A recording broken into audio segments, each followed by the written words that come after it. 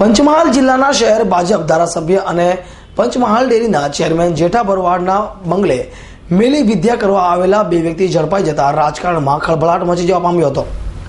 પંચમહાલ શહેરના ધારાસભ્ય જેઠાભાઈ ભરવાડના અરિયાડ ગામમાં તેમના ઘરની પાસે મેલી વિધિની વસ્તુ છોડવા આવેલા બે માણસો વિધિની વસ્તુ છોડતા રંગે હાથ ઝડપાઈ ગયા હતા।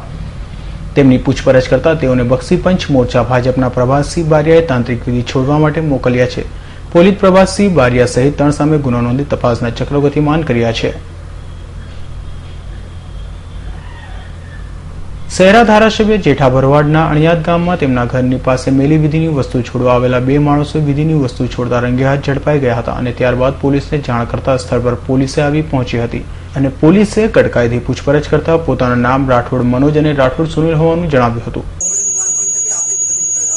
ચોક્કસ આ રાજકીય એક ચોક્કસ કાવતરું છે અને રાજકીય લોકો એકબીજાને બદનામ થાય એના માટેનું રિસર્ચ કે પહેલા પીએલઆઈ ઉત્તમ ડેરીના ચેરમેન સામે થઈ એ મોહનભાઈ ભરવાડ છે, બીજી પીએલઆઈ મારા વિરુદ્ધમાં થઈ, હું ચેરમેન છું, ત્રીજી પીએલઆઈ બનાસ ડેરીના ચેરમેન વિરુદ્ધમાં તૈયાર થયેલી છે।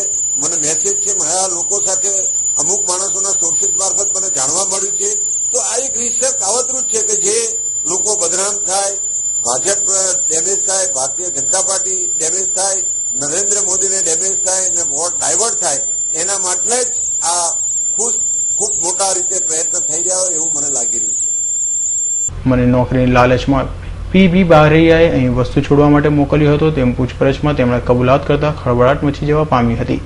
પોલીસે ઝડપેલા માણસો તેમજ પીબી બારૈયા સહિત 3 ઇસમો વિરુદ્ધ ગુનો દાખલ કર્યો હતો અને તેઓને ઝડપી પાડવા માટે પોલીસે ચક્રો ગતિમાન કર્યા છે।